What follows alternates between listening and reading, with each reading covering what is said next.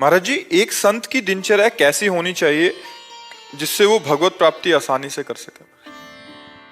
हमें तो एक ही बात समझ में आती है कि यदि जीवन भर वैरागी को स्त्री का संसर्ग न हो और निरंतर भगवत स्मरण परायण हो, वो माया पर विजय प्राप्त कर लेगा। असंगता और स्मृति, ये दो जीवन की बहुत बड़ी पकड़ होनी चाहिए। और तो प्राय सब साधारण नियम है, 2 बजे उठ जाए, अब ये करे उस जब जगे भगवत स्मृति, आत्मस्वरूप का चिंतन, और जब सोए तो समाधि, असंग रहे। अगर भजन ना भी बने तो कामिनी का संसर्ग ना होने पाए जीवन भर में, वो निकल जाएगा। कंचन से उतनी हानि नहीं है, क्योंकि आज आपको वैराग्य हुआ किसी महापुरुष के संसर्ग से, आपके पास करोड़ों जमा है, आप फेंक दीजिए, आप वहीं पड़े रहने दीजिए, आप यमुना में फेंक दीजिए, खत्म खेल आपका कंचन का। कीर्ति भगवत स्वरूप मान लीजिए, खत्म खेल उसका। लेकिन स्त्री संसर्ग, उस अंदर राग जो उत्पन्न होता है भोगों का, काम एश क्रोध एश रजोगुण समुद्भवा, वो न ज्ञान होने देता है और न भगवान से प्रेम होने देता है।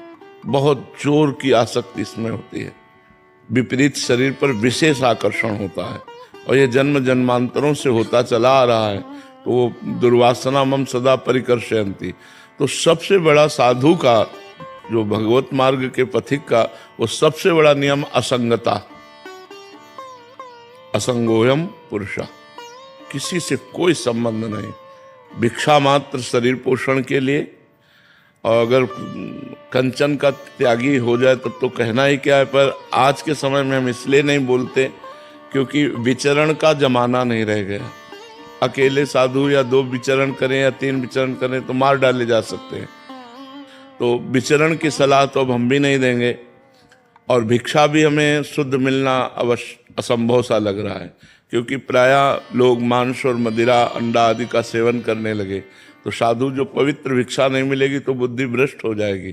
तो अब धामों का और तीर्थों का और पुरियों का ही आश्रय लेना उचित है, कि किसी पुरी या किसी धाम का आश्रय लेकर संत समुदाय के बीच में अपने जीवन को काटे। तो जीवन यापन के लिए अर्थ की अत्यंत आवश्यकता है। आज अर्थ प्रधान समय है, तो हम मांगे ना, स्वाभाविक भगवान की कृपा से जो मिल जाए उससे अपने जीवन यापन का आकाश वृत्ति से रखें कि जो हमें मिल जाए।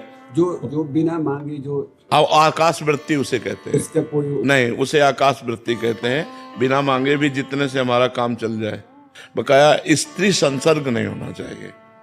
और कीर्ति तो भगवत स्वरूप मान ले तो उससे कोई प्रभाव नहीं पड़ता, क्योंकि कीर्ति उन्हीं सर्वेश्वर भगवान की हो रही है। अपना तो अगर हम दासत्व न धारण किया करें, भागवतिक चिन्ह ना हो तो कौन प्रणाम करे। तो भागवतिक चिन्ह प्रणाम हो रहा है परमात्मा स्वरूप गुरु का, आचार्य का। मान लो जैसे हमारे आचार्य भगवान प्रकट हुए रूप धारण करके, आद्य गुरु भगवान शंकराचार्य, निम्बार्काचार्य, बड़े बड़े महापुरुषों, हम उन्हीं परंपराओं में हैं। तो ये जो हमारे तिलक हैं, जो हमारा वेश है, ये हमारे आचार्यों के द्वारा दिया हुआ है। तो जितना प्रणाम नमस्कार सब आचार्यों को जाता है। अगर विवेक से देखे तो इस पार्थिव शरीर को कौन प्रणाम करता है? उसी आत्म तत्व को सब प्रणाम कर रहे हैं। तो सब आत्मस्वरूप है, इसका कोई महत्व नहीं है। कंचन आकाश वृत्ति से जितनी आवश्यकता हो उतना। कामिनी किसी भी तरह से संसर्ग नहीं होना चाहिए। जब तक शरीर में दम है तब तक साधु को चाहिए कि असंग रहे।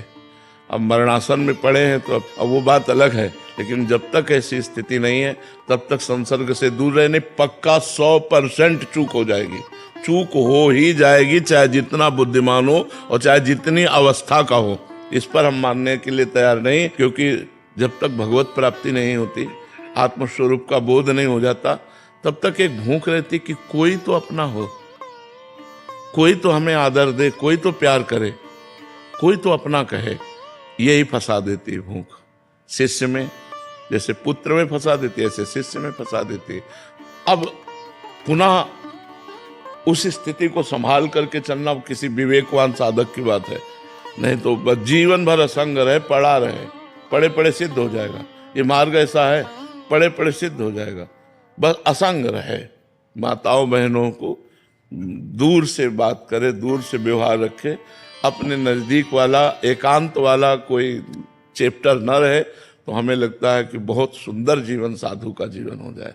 हमारी कमजोरी अभी पूरी नहीं हुई, जब तक पूरी नहीं होगी तब तक हम असंग रहेंगे।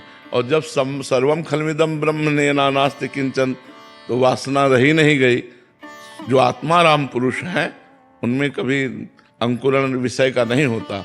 नहीं स्वात्मारामम विषय मृग तृष्णाम भ्रमयति। आत्माराम पुरुष कभी विषय मृग तृष्णा में भ्रमित नहीं होते। जैसे भुने हुए चने को चाहे जितना खाद पानी लगा दो अंकुरण नहीं हो सकता, ऐसे जो सिद्ध महापुरुष हैं वो चाहे जिस सभा में बैठे हो, चाहे जहाँ हो, चाहे एकांत हो, चाहे समाज में हो, कोई फर्क नहीं पड़ता। लेकिन ये बातें केवल हैं, जब तक स्थिति नहीं आएगी तब तक गिरने में देर नहीं लगेगी। इसलिए हमें लगता है साधु की सबसे बड़ी दिनचर्या असंगता होनी चाहिए। जिस दिनचर्या में संग है उसमें बहुत सावधानी पूर्वक व्यतीत करना चाहिए, नहीं तो असंग रहना चाहिए। असंगता ही साधु का जीवन है। जय बजे उठे, बस पहला सूत्र दिमाग में डाल ले कि मुझे आज दिन भर असंग रहना है और भगवत चिंतन परायण रहना है। बस भिक्षा, जैसे आकाश वृत्ति या मधुकरी वृत्ति, यही पवित्र वृत्तियां हैं।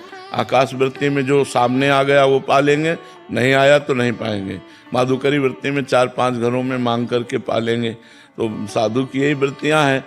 आकाश वृत्ति में आया कि अर्थ आ गया तो उससे व्यवस्था करके पा रहे हैं, और या तो माधुकरी वृत्ति से जी रहे हैं। बकाया असंग रहे, इस स्थिति आ जाएगी। हाँ, अपने आप आ जाएगी। अपने जैसे नर्मदा जी का हर पत्थर शंकर जी बनी जाता है, गंडकी नदी में हर पत्थर शालिग्राम हो जाता है, ऐसे आचार्य परंपरा का जुड़ा हुआ संत वो सिद्ध हो ही जाएगा। बस असंग रहे, पड़े पड़े सिद्ध हो जाएगा।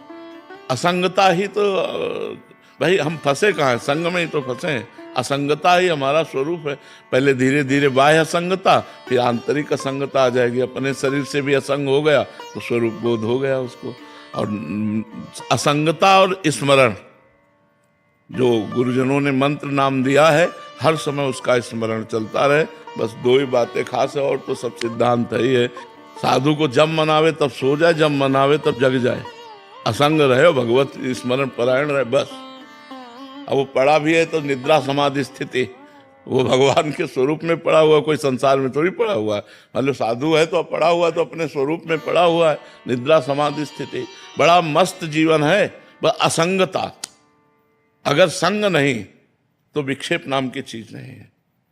हमारा अखंड स्मरण, हमारा अखंड भगवत्तार चलेगा, वो बस केवल असंगता ही। ये हमने पकड़ा है पूरे जीवन में कि असंगता ही जीवन का लाभ है। अब जैसे सुबह से जितने लोग सबसे, अब ये सब जो आप सब भगवत स्वरूप आए, जो एकांतिक में चर्चा हुई, बस 8, 8:30 इसके बाद हम निकल गए। अब कल निकलेंगे हम 4 बजे फिर सुबह।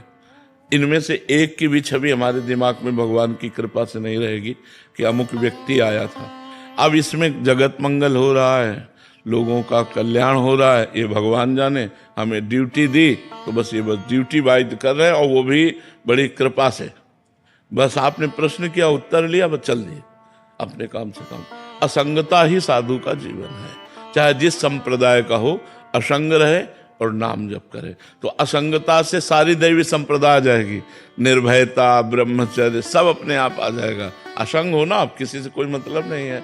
और जहां आपने संग किया, वैसे और उत्तम बात है कि कोई शिष्य न बना। हमने 3 नियम लिए थे जीवन में। अगर कोई शिष्य हो वो माने ही ना कि हमें तो आप ही गुरु के रूप में स्वीकार कर, आज्ञा का पालन करो, आज्ञा का पालन करो। हम तुम्हें सतमार्ग का उपदेश करते हैं। आज्ञा का पालन करे तो स्वीकार कर सकते। हाँ, आज्ञा का पालन करो, और हम बहुत काल तक देखेंगे आप हमारी आज्ञा में हैं तो हम आपको फिर सतमार्ग बता देंगे। गुरु तो आद्य गुरु भगवान शंकराचार्य हैं, आप उन्हीं को गुरु मानिए, हम आपको मार्ग बता देते हैं। तो बहुत निरपेक्षता से ही निकला जा सकता है, नहीं तो फंस जाता है।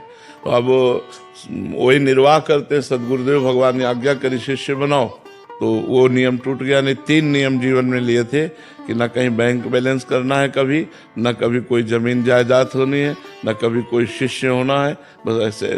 पर अपने हरि नर सोची नहीं होत है, हरि सोची तत्काल, बल चाहा आकाश को प्रभु भेज दिल पाता। तो उनका खेल चलता है। नहीं तो ये यश कीर्ति सम्मानम कल्याति घोर गर्णम नीचा पमानम सुधा, ये यश कीर्ति बहुत अच्छी चीज नहीं। जिसको कामना हो मन में कि हमारा भी नाम हो, तो मत कामना करना, नहीं भगवान फंसा देंगे। भगवान से मनावे कि मेरा कभी यश ना हो। अच्छा लगता है जब लोग नमस्कार प्रणाम करते हैं, लेकिन ये अच्छा लगना ही जीवत्व को पुष्ट करना है, देहाभिमान को पुष्ट करना है, संसार की सत्यता को पुष्ट करना है। और जबकि हमें ये अनुभव करना है ब्रह्म सत्यम जगन मिथ्या, ये सब नाटक है माया का, ये सब भ्रम है, बहुत बड़ा भ्रम है।